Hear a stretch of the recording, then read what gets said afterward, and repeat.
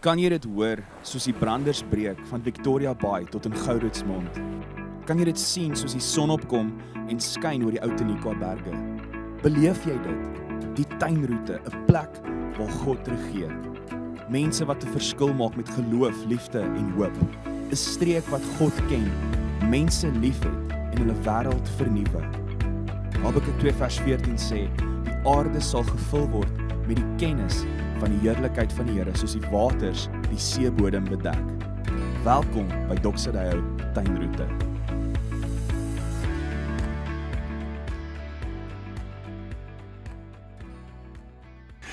Goeiedag vir die van julle wat my nog nie ontmoet het nie. My naam is Nagel Meiburg en is vandag vir my baie lekker om saam met jou te kuier in die woord. Nou ons is besig om te praat oor die tema familie op 'n missie. En ons het reeds gesels oor wat hierdie missie behels, die feit dat God ons gekies het en geroep het as sy familie en as vennote wat deel is van hierdie missie op aarde.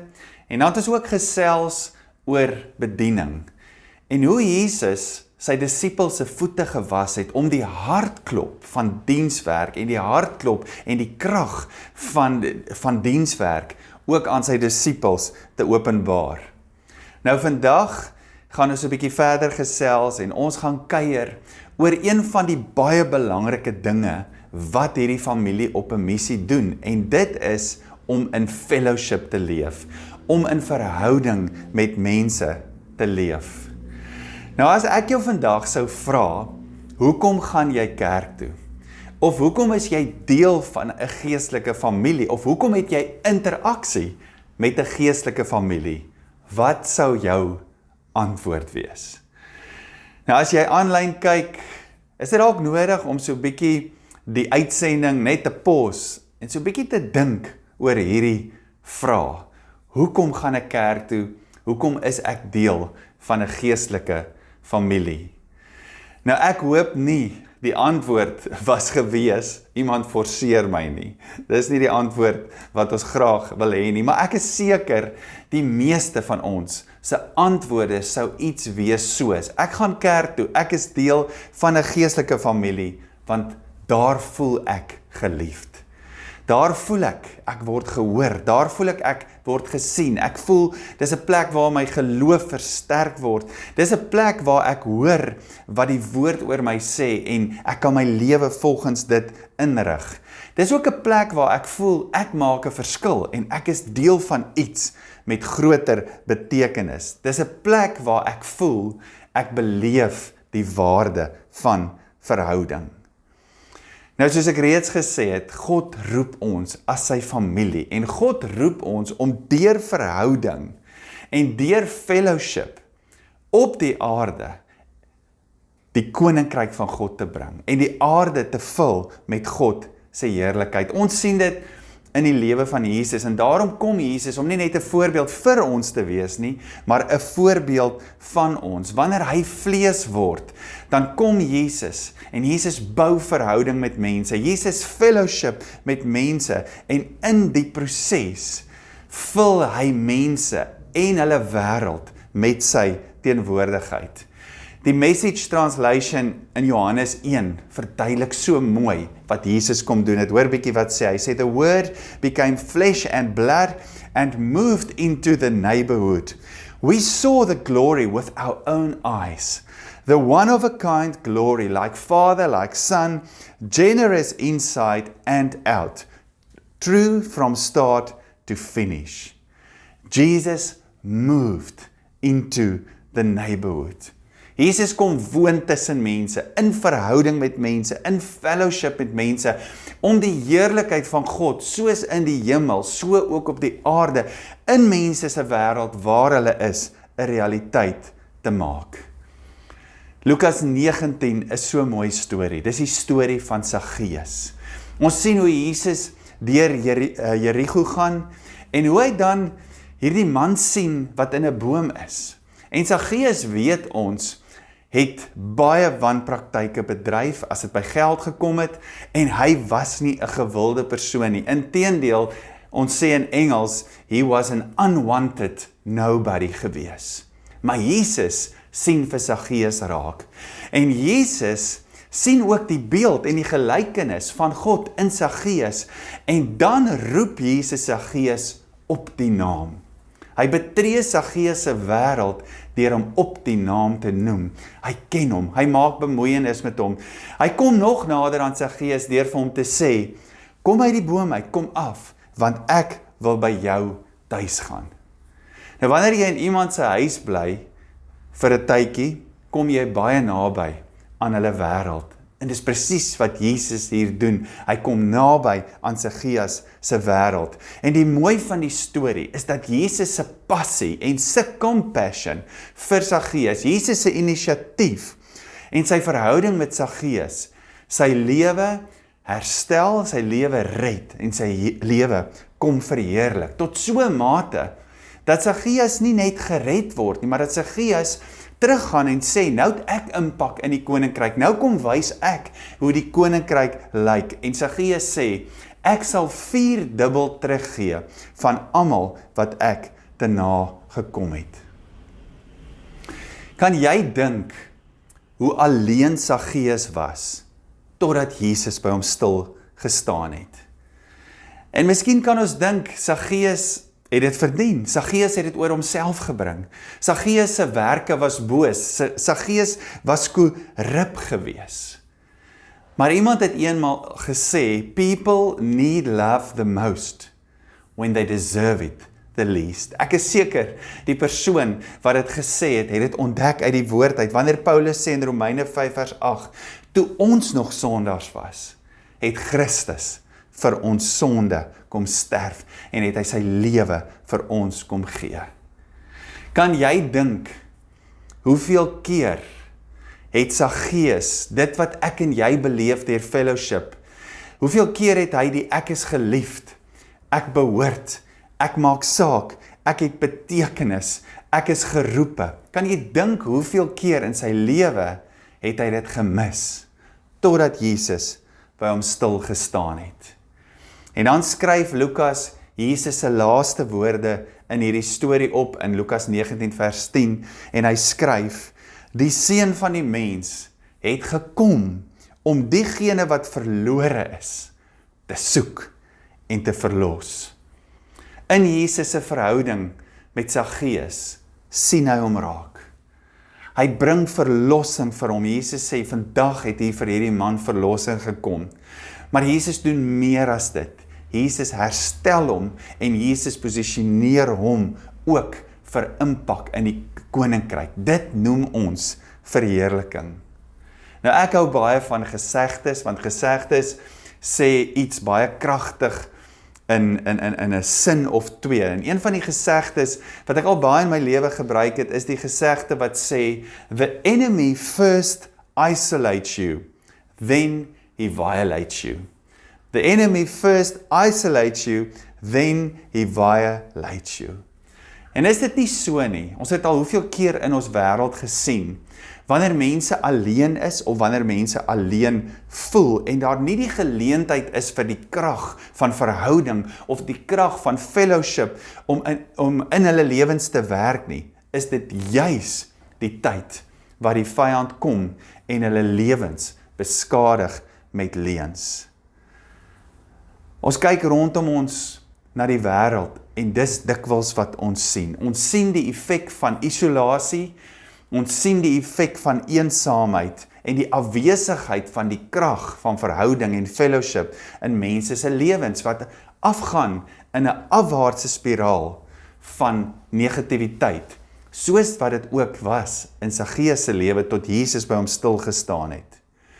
Nou eensaamheid word in ons moderne samelewing genoem of beskryf as een van die grootste probleme of uitdagings van ons tyd. Mense is tussen mense in digbevolkte populasies of stede, maar hulle is nog steeds emosioneel alleen.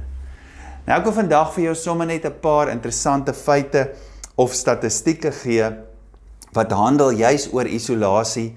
Dit is so interessant om te weet, in 2018 reeds, nog voor COVID, het die Verenigde Koninkryk 'n minister of loneliness aangestel.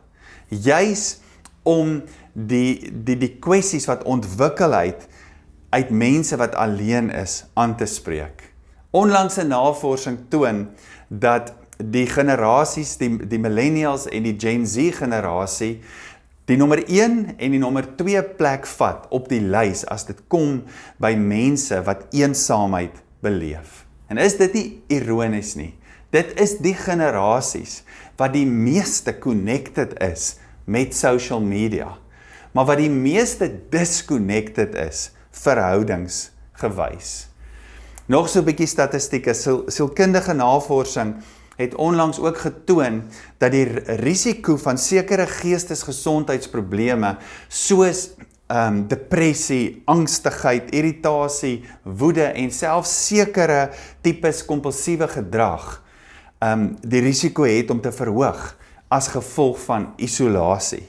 Mediese navorsing het ook getoon dat eensaamheid die risiko van fisiologiese siektes soos hartsiektes, hoë bloeddruk en diabetes verhoog as gevolg van die oormatige vrystelling van streshormone.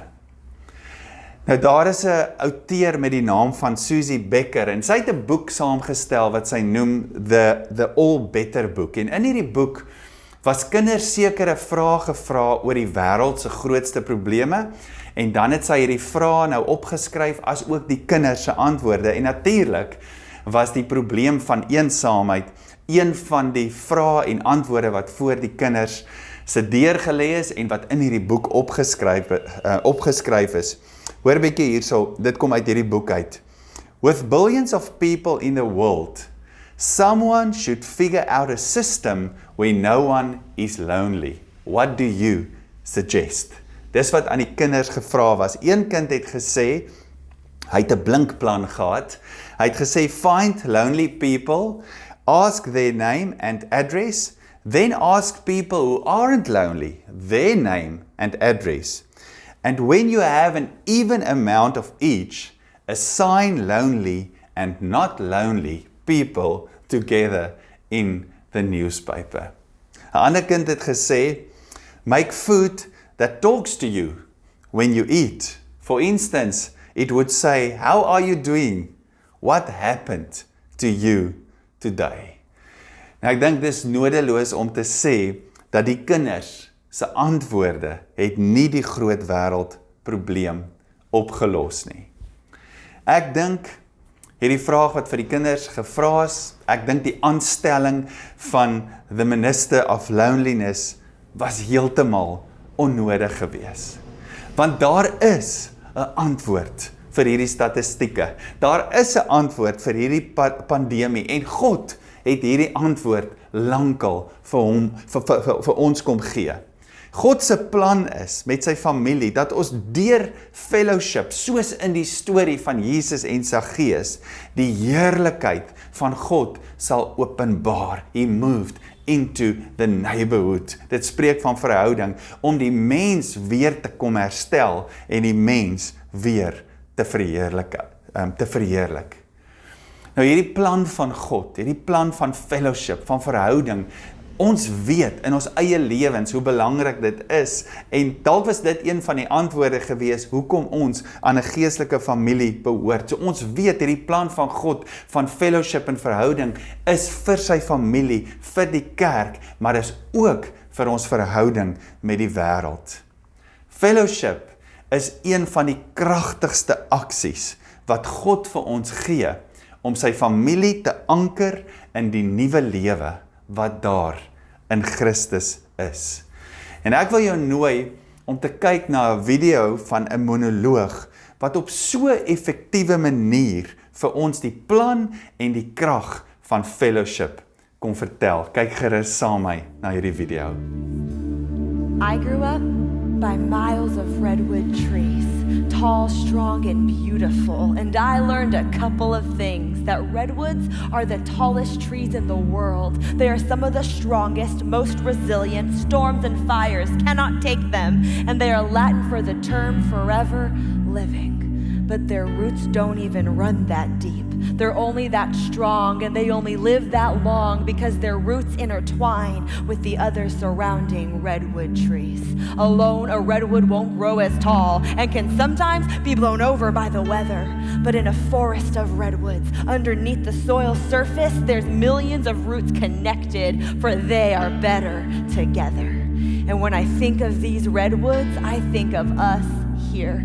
I think of how often we try to go through life by ourselves. The times we've been hurt, the times we've been left, the times we've been damaged by somebody else. And so we decide that we are just fine all alone.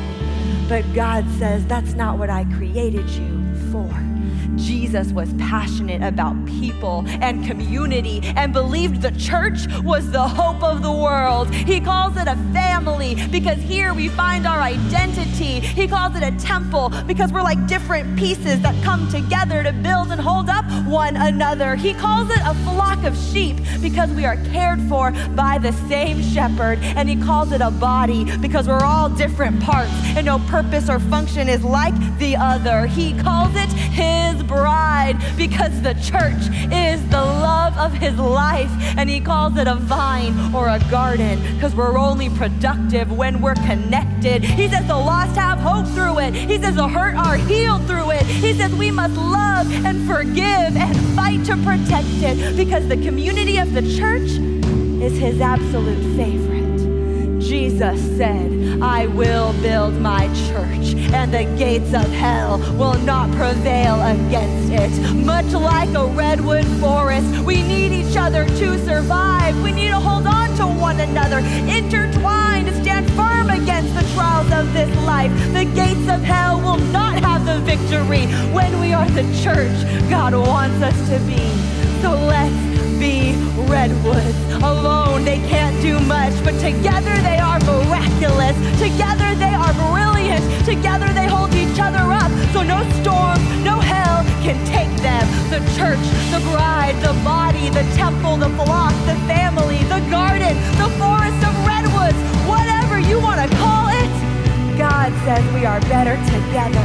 So no matter the weather, fight for it. We were made to grow here. We were made to stand tall here. We were made to be a part of this forest here with each other, representing the creation of God, standing strong against all odds and going through this life together. So fellowship en die krag van verhouding is vir die familie van God. Maar dit is ook vir ons verhouding na die wêreld daar buite toe, vir die wat nog nie deel is van die familie nie. So fellowship is ook een van die kragtigste aksies wat God vir ons gee om die nuwe lewe wat daar in Christus is te openbaar aan die wêreld. Ons het die afgelope tyd so baie gepraat oor Efesiërs 1 en ons gaan nog baie oor Efesiërs 1 praat, want Efesiërs 1 is onlosmaaklik deel van ons missie op aarde. Ek lees vir jou weer vers 22 en 23 vanuit die Message Translation wat sê, the church, you see, is not peripheral to the world. The world is peripheral to the church. And the church is Christ's body, in which he speaks and acts, by which he fills everything with his presence. Ons verhouding met mense, deur te praat, verhouding te bou, en te doen, verhouding te bou, is God se plan om die aarde te vul. Dis een van die maniere wat God vir ons gee om die aarde te vul met sy teenwoordigheid. Nou soms weet ons dat fellowship makliker gebeur en ander kere gebeur dit 'n bietjie moeiliker. Het gebeur makliker en ons sien vinnig die transformerende krag van die fellowship of wat kom as gevolg van die fellowship. Ander kere is dit moeiliker. Nou ek weet nie of jy al lus was om 'n lekker Wilson, 'n swart Wilson toffee te eet nie. En dan kyk jy hom so, en dan dink jy ek is so lus. Ek voel hoe roep hierdie Wilson toffee my. Ek proe daai smaak al in my mond. En dan kyk jy hom so en dan dink jy, maar ek het net nie nou lus, of ek het nie energie vir die gestoei tussen my tande en hierdie toffie nie. Of jy het hom al baie keer so gekyk en gedink, ek sal jou maar later moet geniet, want ek moet nou inhardloop by 'n afspraak, of ek moet iets anders doen, so ek het nie nou tyd om aan hierdie toffie te kou nie. So jy voel hoe die toffie se smaak jou roep, maar jy het net nie nou tyd en energie vir hierdie toffie nie. Ek dink dis dikwels wat met ons en ons roeping gebeur, as dit by fellowship kom. Ons hoor en ons beleef en dit resoneer in ons, die roeping van God, die plan van God, om die aarde te vul met sy teenwoordigheid, en om ons te gebruik in dit. Maar ons gee op, of ons sê later, ek sal dit later doen, ek sien nie nou die energie, of die tyd, om aandag te gee, aan hierdie roeping nie. Dikwels is daar moeilike fellowship situasies waarin die Here ons roep. Jesus was ook geroep vir sulke moeiliker situasies. Ek dink die situasie met Saggeus was moeilik geweest. Die Samaritaanse vrou by die put, met wie hy nie eintlik mag gepraat het nie. Die vrou wat egbreek gepleeg het, wat hulle na hom toe gebring het. Hoe hy daai situasie hanteer het. Die disippels wat die skare wil wegstuur, wat moeg en honger is, en Jesus sê, nee, julle gee vir julle kos, want die Engels sê, had compassion on them. Jesus wat sê, kom ons vaar na die ander kant toe, na die mense toe, wat anders is. Mense wat siek was, die gebrokenis van die samelewing, die uitgeworpenis. Dit was die moeiliker fellowship, omstandighede of situasies in Jesus se lewe. En Jesus het kans gesien vir hierdie moeiliker fellowship situasies, omdat hy bekragtig was met die Heilige Gees. Handelinge 10 vers 38 sê, met betrekking tot Jesus van Nasaret, hoe God hom gesalf het met die Heilige Gees en met krag. Nou Paulus kom jare later, en Paulus kom skryf in Kolossense 1 oor sy bediening, hy kom skryf oor sy fellowship, as ons wil weer verwys na die metafoor, of die voorbeeld, die illustrasie van die toffie, Paulus kom skryf oor sy taai toffies. En in Kolossense 1 vanaf vers 24 tot 29 sê Paulus 'n paar deurslaggewende goed. Hy sê, ek is bly oor die lyding wat ek om julle onthalwe verduur. Dit klink of dit nie sin maak nie. Ek is bly oor die lyding wat ek verduur om julle onthalwe. En dan sê hy verder, dit is tot voordeel van God se liggaam, dit is tot voordeel van God se familie, die kerk waarvan ek 'n dienaar is. So Paulus sê hierso, vir my gaan dit nou oor julle. Dit gaan vir my daaroor, dat julle die hoop wat daar in Christus is, dat julle dit sal ontdek, en dat julle sal kan volwasse raak in dit. Paulus het dit geweet. Paulus het geweet, dis God se plan met hom. Dit is hoe God, deur sy verhouding, deur sy fellowship, hoe God die aarde wil vul met sy heerlikheid. En dan net soos met Jesus, sê Paulus ook, hy bevestig dit in vers 29, dat sy roeping en sy energie, die daai toffies, dat dit nie gebeur sonder die krag van die Heilige Gees nie. Ons kan nie missional wees nie. Ons kan nie in verhouding wees met mense, en wanneer ons veral uitreik na mense wat God nog nie ken nie, wat omring is deur moeilike situasies of gebrokenheid of pyn, ons kan dit nie doen sonder die krag van die Heilige Gees nie. Kolossense 1 vers 29.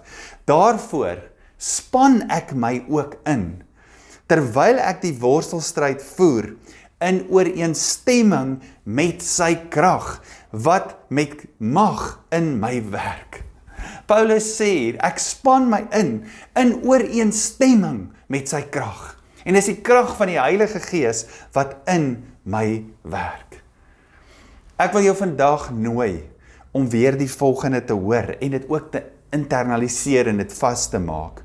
God roep jou en God roep my vir sy missie. Hy roep ons vir verhouding, vir fellowship met mense.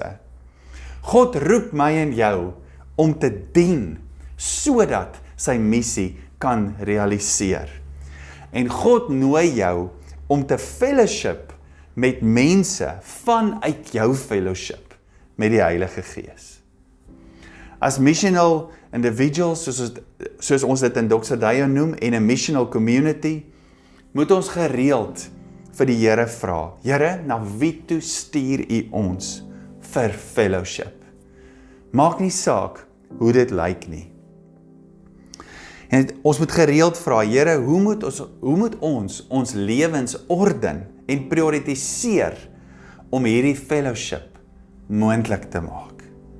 En dan te bid, Here, nie deur krag, of deur geweld, of deur my eie planne, of deur my eie pogings nie, of deur my eie manier hoe ek dit voorskryf nie, maar deur U Gees.